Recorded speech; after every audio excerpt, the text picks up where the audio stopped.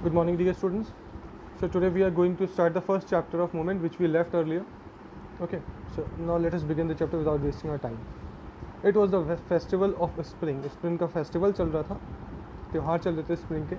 From the wintry shades of narrow lanes and alleys emerged a gaily clad humanity. Wintry shades मतलब winter जा चुके थे और narrow lanes आ रहे थे.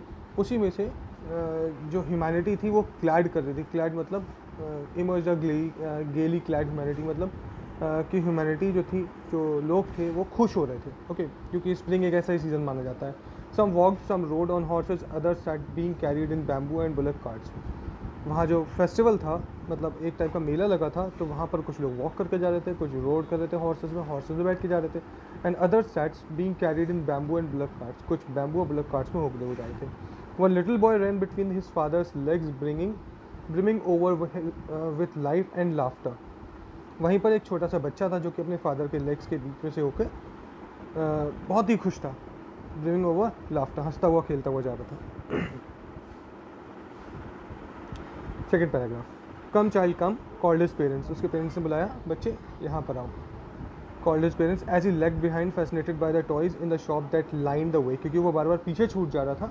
उसको शॉप्स में जो टॉयज़ टंगे हुए थे वो बहुत अच्छे लग रहे थे.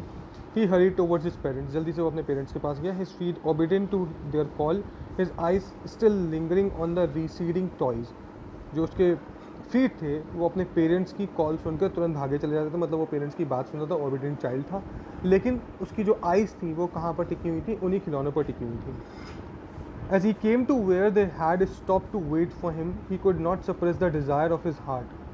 As he came to where they had stopped to wait for him, जहाँ पेरेंट्स उसके वेट कर रहे थे, वहाँ तक जब वो जा रहा था, he could not suppress the desire of his heart. तब तक वो अपने हार्ट के डिज़ायर को रोक नहीं पा रहा था. Even though he well knew the old cold stare of refusal in their eyes.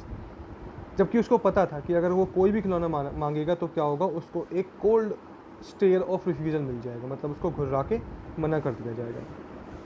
I want that toy, he pleaded. उसने प्लीड करते हुए कहा. प्लीड मतलब होता है बहुत ज़्यादा प्लीज़ करते हुए कहा कि मुझे वो टॉय चाहिए please. His father looked at him red eyed in his familiar tyrant way. उसके फादर ने उसको रेड आइड मतलब गुस्से में देखा, अपने वही टायरेंट वे में. ओके, गुस्से वाले स्वभाव में देखा. His mother melted by the free spirit of the day was tender and giving him he finger to hold said, look child, what is before you. उसकी मदर ने क्या किया? मदर का हार्ट जैसे सब जानते हैं थोड़ा सा अलाइंड होता है, तो उन्होंने क्या किया? Melted by the free spirit of the day. उन्होंने उसको समझाने की कोशिश की. वो टेंडर, वो एक तरह की टेंडर लेडी थी. And giving him her finger to hold, और उसको अपनी फिंगर दी पकड़ने के लिए, और कहा, look child, what is before you. सामने देखो तुम्हारे क्या है. It was a flowering mustard field. वहाँ पर क्या था? एक फ्लावरिंग मस्टर्ड फील्ड थी. मस्टर्ड मतलब सरसों का खेत था. Pale like melting gold as he swept across miles and miles और even land. Pales like melting gold. उसका जो हार्ट था वो एक मेल्टिंग गोल्ड की तरह हो गया. जितनी वो दूर देखता वो क्या था? इवन लैंड थी, और बहुत सारे जो सरसों थी या फिर हम बोल सकते हैं मस्टर्ड फील्ड थी वो फैली हुई थी. Okay, now this paragraph. A group of dragonflies were bursting about on their gaudy purple wings, intercepting the flight a lone black bee or butterfly in search of sweetness from the flowers. A group of dragonflies, वहाँ पर उसने देखा कि एक group of dragonflies है, bursting about on their gaudy purple wings, जो कि अपने gaudy purple wings से bursting करते हुए आ रही है, मतलब चहचहाते हुए आ रही है. Intercepting the flight of lone black bee or butterfly in search of sweetness from the flower. वो लोग किस लिए आ रही हैं? जिससे कि फ्लावर्स की स्वीटनेस को क्या कर सके? इंटरसेप्ट कर सके. The child followed them in the air and with buzz his gaze till one of them would still its wings and rest and he would try to catch it. बच्चे ने उनको follow किया. Till one of them would still its wings and rest.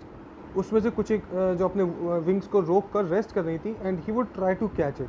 जो बच्चा था उनको catch करने की कोशिश कर रहा था. But it would go fluttering flapping up into the air. लेकिन जो बर्ड्स थी, जो बीज थी, वो क्या कर रही थी? बार बार वहाँ से फ्लैप होकर एयर में उड़ जा रही थी.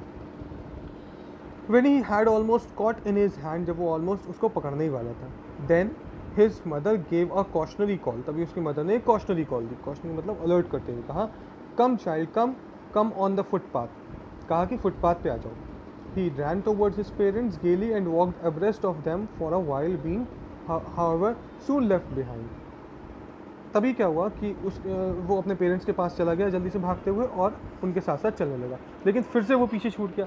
Attracted by the little insects and worms along the footpath, जब उसने देखा छोटे छोटे इंसेक्ट्स और वॉर्म्स जो है फुटपाथ के साइड में पड़े हुए हैं.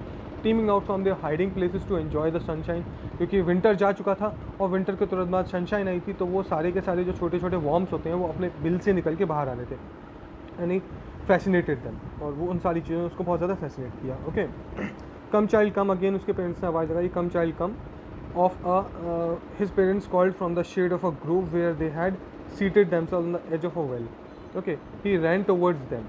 उसके पेरेंट्स जो तो एक वेल जो होता है, कुआं होता है, उसके एज पे बैठे हुए थे और वो बच्चा भी उनके पास चला गया. He ran towards them.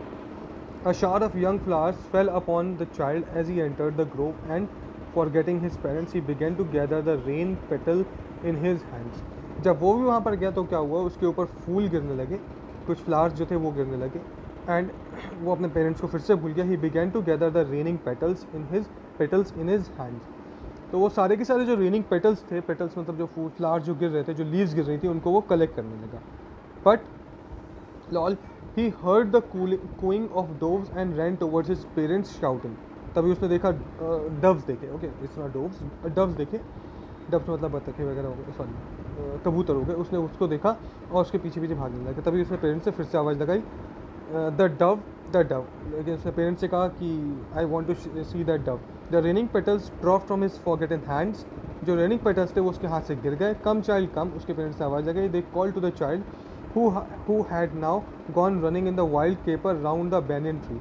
अब वो बच्चा क्या कर रहा था, एक बैनियन ट्री था, उसके चारों तरफ घूम रहा था. Gathering him up they took the narrow winding footpath which led to the fair through the mustard field. आगे ये हो रहा था कि उस बच्चे को लेके वो कहाँ चले गए, उसी फुटपाथ पे आ गए, जहाँ पर फुटपाथ से होते मेन रोड पे आ गए, जहाँ पर सामने क्या था, फेयर था. फेयर मतलब मेला लगा हुआ था.